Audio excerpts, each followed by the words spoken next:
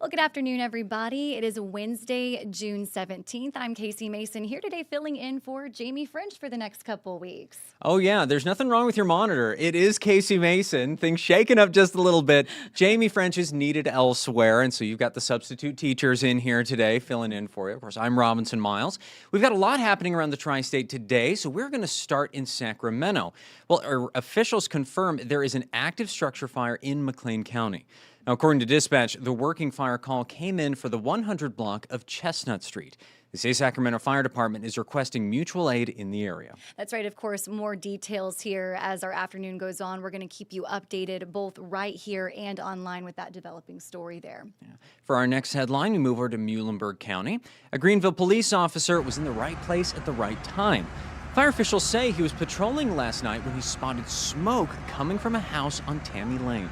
Yeah, that's right. Now, this all happened around 8:30 p.m. The officer was able to call it in and get the Greenville Fire Department on the way to the scene there. Of course, fire officials say they did have some help, though, from Central City, and they were able to get that fire out and quickly. Now, they also say that this started in a bathroom with the bathroom fan and damages mostly to the attic area. Thankfully, though, we do know that nobody was hurt in this. Now, to round out the news portion of things here today, we've got an update on a story that we've kind of had our thumb on for a long time. Attorney General Todd Rokita is seeking an execution date for a convicted child murderer in Indiana. A formal motion was filed seeking the execution date for Jeffrey Weisheit, who was sentenced to death for the 2010 murders of two young children in Vanderburgh County. That's right. Vanderburgh County, as again, where you said that, Rob, for several years, the state, they paused lawful execution.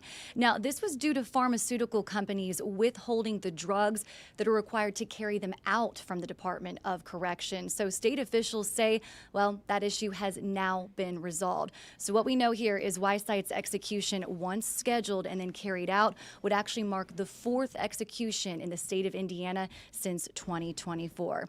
Again, recapping a couple of those top headlines for you here today. Glad to be joining you the next about 2 or 3 weeks here on this afternoon stream. And yeah, going to get you guys, of course, over on our alert day here to meteorologist Jeff Lyons coming up next. Yeah, she's going to be here for a while, so don't fall out of love with me just because Casey's around. Of course, this is a busy day. We've got our reporters and photographers all over the tri-state, so be sure to circle back for 14 News at 4, 5, 6, and 10.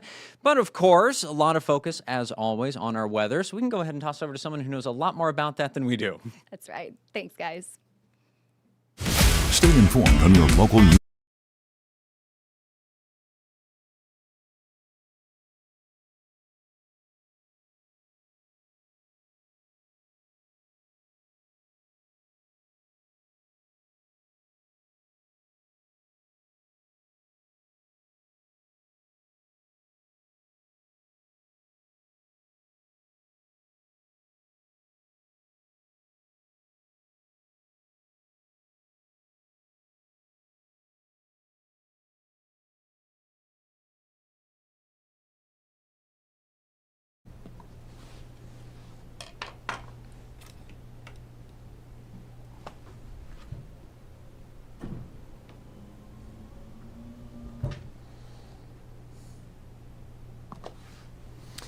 Good afternoon, I'm Jeff Lyons. I just realized I forgot to put my jacket on here. Well, a little less formal, but we've got some serious weather to talk about here going into the overnight hours for the tri-state and into tomorrow morning. Now, as you know, we have a first alert weather day in place for the potential for some strong storms on Thursday, but I want to make sure you understand this will be from midnight tonight through about 6 a.m. tomorrow, so overnight.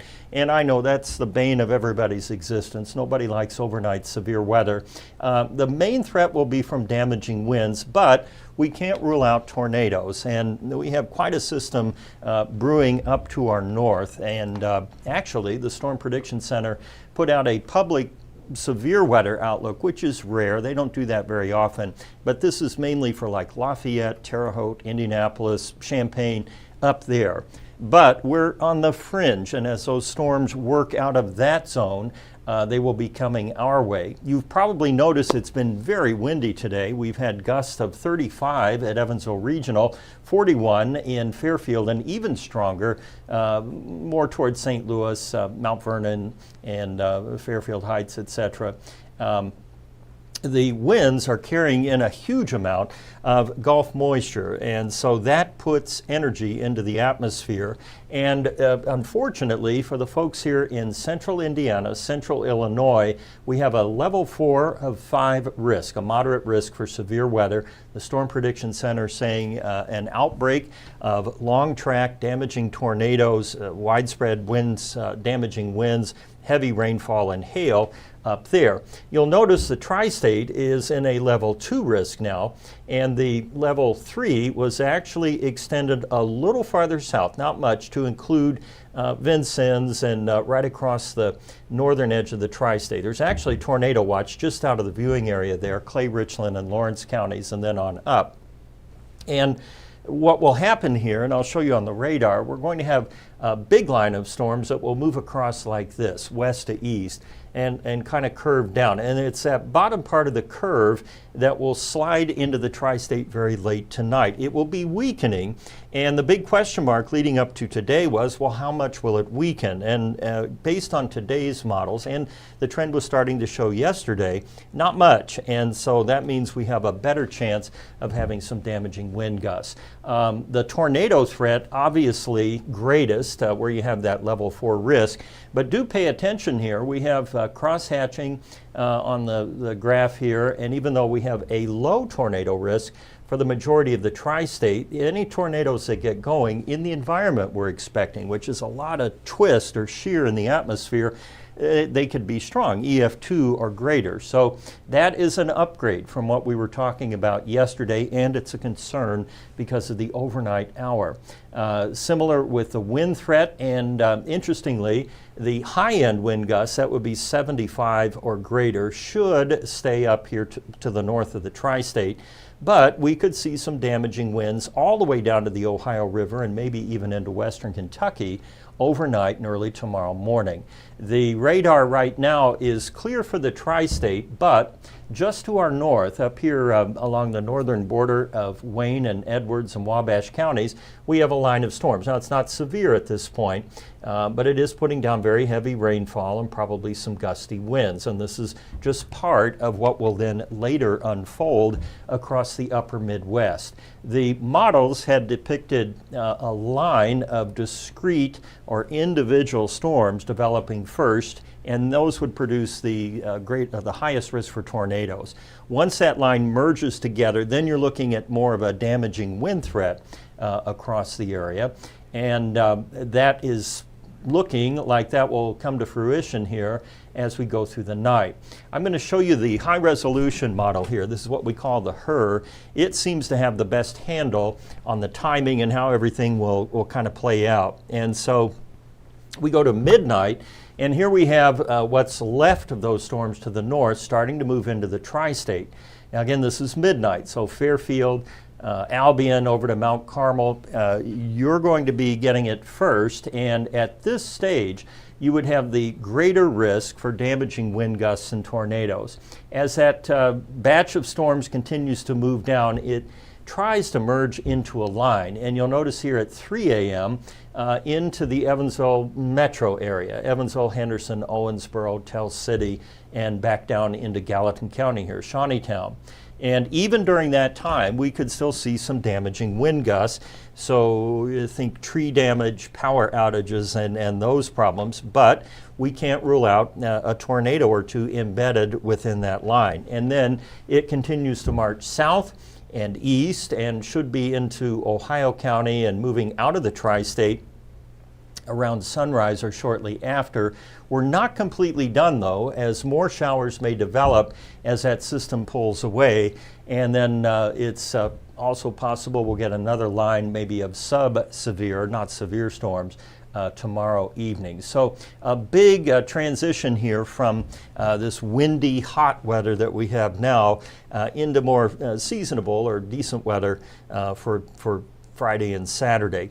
Thursday's severe weather risk mainly to the southeast, but we still have a marginal or level 1 across western Kentucky.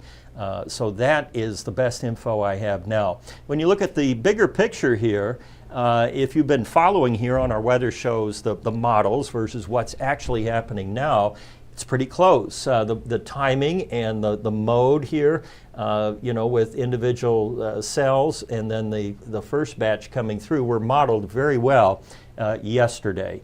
And so that's what's happening at the moment. The one thing that may save central Indiana from getting widespread severe is this early rain. And if the atmosphere doesn't have time to recharge, then that would mitigate the tornado risk up there. However, you'll notice we've cleared a little bit, and there's a lot of wind shear up there. I mean, the low that's spinning all this is intensifying, which is why we're getting strong wind here. And I was looking at some of the discussions from the Prediction Center yesterday. This kind of a strong low in June is unusual. It has a repeat interval of about once every 30 years, and that just hopefully gives you some context. It doesn't happen like this very often, although it happened last week. So it has been an exceptional June in northern and central Indiana. Right now our temperature stands at 85 degrees. Tomorrow you'll wake up to some scattered showers and thunderstorms remaining. Temperatures will climb into the 80s as skies clear during the afternoon. And this gives you a little broader view of how things are expected to come together. By 6:30 tonight, I expect to really see that line up there at its peak, and many tornado warnings across central Illinois. Again, out of the 14 News viewing area, up along and north of I-70, so Effingham and then going on up. And then you see it sinking down and weakening as it comes in, but weakening is a relative term. I mean, if we're starting out with a tornado outbreak, even if we weaken a little bit, still a lot of energy and shear in the atmosphere to tap, and with these warm temperatures and humidity, we're adding fuel to that machine up there for storms. By Thursday night and Friday, then we kind of clear out and cool down, and we get a break then over the weekend. Temperatures are going to stay near normal. However, by Monday, we pull back into the upper 70s. Thunderstorms will return on Father's Day, Sunday, and Monday, and here's a look at that. You see the increasing clouds and then the rain moving in during the day on Sunday into Monday. It's actually another low pressure that will track through central Indiana, and that will produce rain then, or the chance of it, all the way through Monday. So some real active weather coming up here. For tonight, we drop down to 71 degrees, and tomorrow we will get up to 84. And then over the extended forecast, other than our alert day, which really is overnight tonight through early Thursday, we're looking at more thunderstorms. I did look ahead at severe potential Sunday, Monday, and at least right now, nothing is showing up that was like what we're getting today. Or they are getting today in central Indiana and Illinois. So again, a lot going on here, and you're going to want to have a way to get those alerts overnight tonight. 14 First Alert app, weather radio, things like that, and have your safe place mapped out. If you are frightened of storms or if they make you anxious, then tonight would be the night. Sleep in the basement or go to your safe place out there.